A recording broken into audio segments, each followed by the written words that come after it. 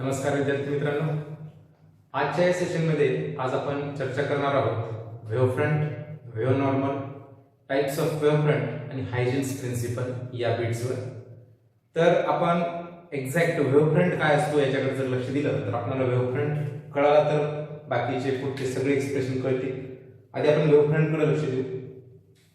तर आपल्याला सर्वांना माहित आहे every source, that is point source, emits energy in all possible directions. So we are considering directions.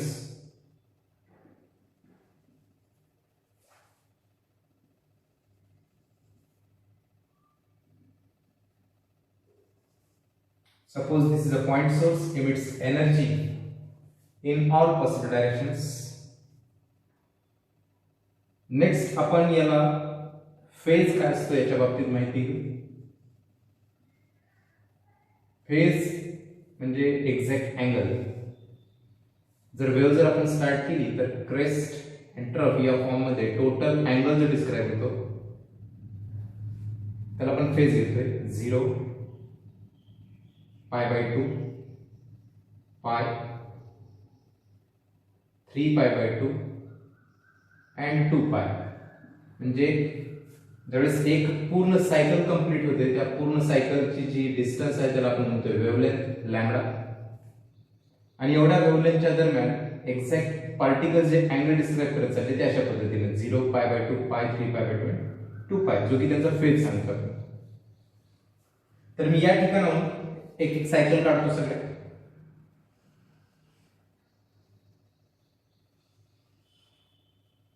आधी मी एक सर्कल ड्रॉ करून घेतो आणि मग पुन्हा सायकल काढतो म्हणजे तुम्हाला अर्थ कळेल मला काय सांगायचं.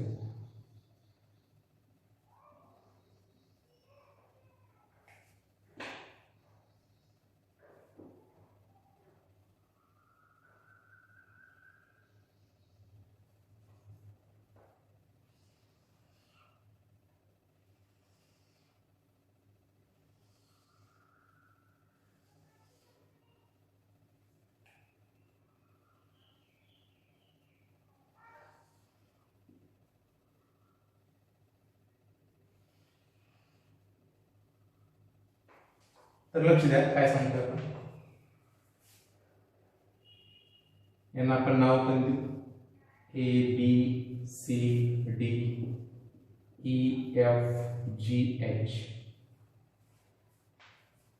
तर जर प्रत्येक सोर्स हा जर लार्ज नंबर ऑफ पार्टिकल्स किंवा एनर्जी जर इमिट करत असेल इन ऑल पॉसिबल डायरेक्शन्स, सगळ्या दिशेने जर एनर्जी मिळत असेल तर आपण त्याच्या सगळ्या दिशेचा विचार केला असा अंदाज आहे.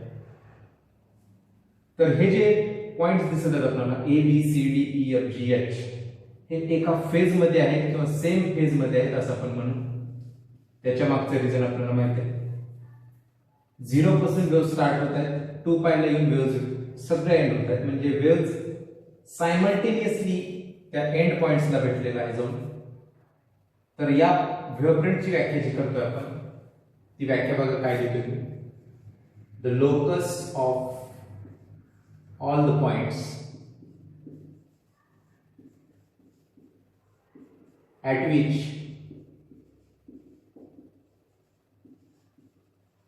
waves reaches simultaneously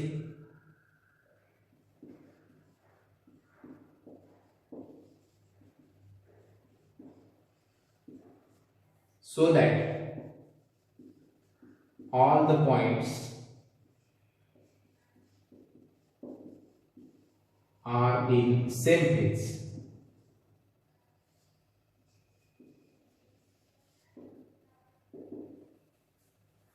आता लोकस म्हणजे माहिती आहे सेट ऑफ पॉइंट्स. तर हा जो पॉइंट्स दिसतात आपल्याला ABCDEFGH यांना जर आपण एक बाउंड्री जर टाकली तर हाच आहे आपला प्रायमरी वेव्ह फ्रंट जो की एका सोर्स पासून मिळवलेला वेव्ह फ्रंट आहे.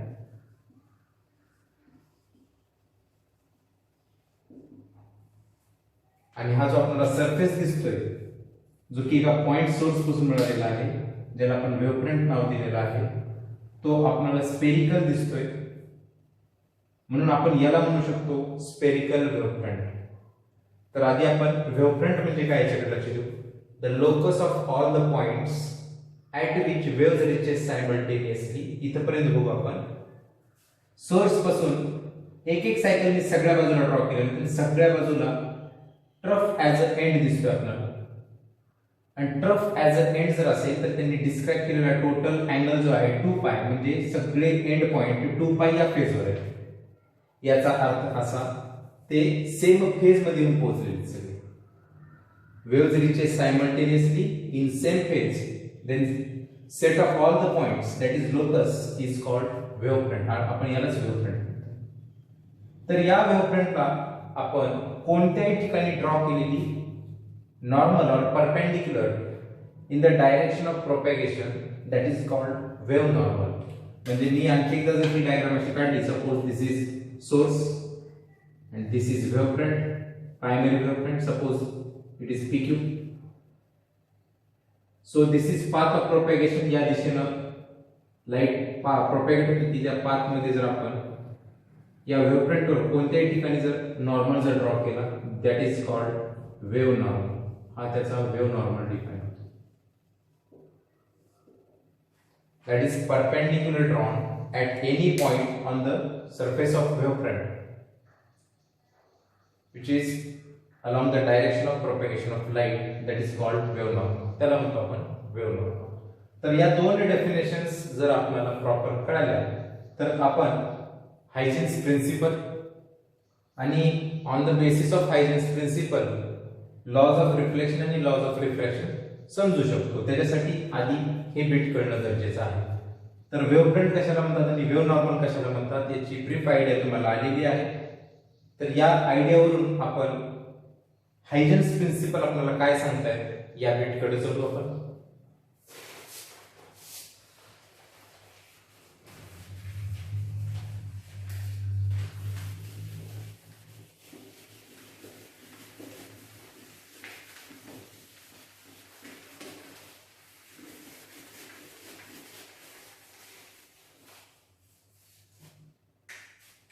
तर हायजेन्स प्रिन्सिपल आधी आपण याचे टाइप्स बघू. टाइप्स ऑफ वेव्ह फ्रंट काय सांगतात आपल्याला.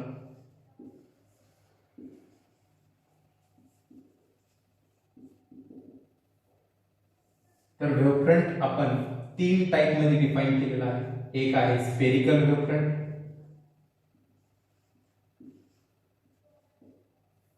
दुसरा आहे प्लेन वेव्ह फ्रंट आणि तिसरा आहे सिलेंड्रिकल वेव्ह फ्रंट.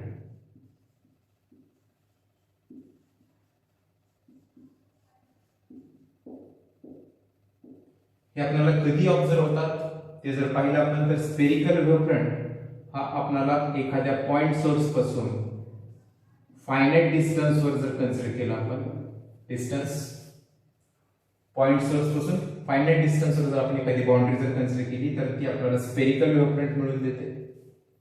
याच्या अगेन्स्ट आपण पॉइंट सोर्स हा जर इनफायनाइट डिस्टन्स वर जर बाउंड्री कन्सिडर केली तर आपल्याला प्लेन वेव्ह फ्रंट दिसतो. तर लिनियर सोर्सेस जर विचारात घेतले तर लिनियर सोर्सेस आपल्याला सिलेंड्रिकल वेव्ह फ्रंट मिळून देतात. असे 3 टाइप आहेत. त्यांचं कन्स्ट्रक्शन जर पाहिलं आपण तर आपल्याला त्या तिघांच्या कन्स्ट्रक्शनच्या दरम्यान या दोघांचं कन्स्ट्रक्शन आपल्याला सिलेबस मध्ये सर्व पुस्तकांमध्ये आहे. आपण हे ड्रॉ करत असताना याचं कन्स्ट्रक्शन हायजेन्स प्रिन्सिपलचा विचार करतो. तर ते प्रिन्सिपल इम्पॉर्टंट आहे जे की आपण पाहणार आहोत. तर हायजेन्स प्रिन्सिपल हे जर आपण लक्षात घेतले तर आपले जवळपास या चॅप्टरचे सगळे कन्सेप्ट क्लिअर होतील. बिफोर पोलरायझेशनच्या अलीकडेपर्यंत सगळे क्लिअर होणार आहेत. तर आधी आपण हायजेन्स प्रिन्सिपल बघू काय सांगतात आपल्याला.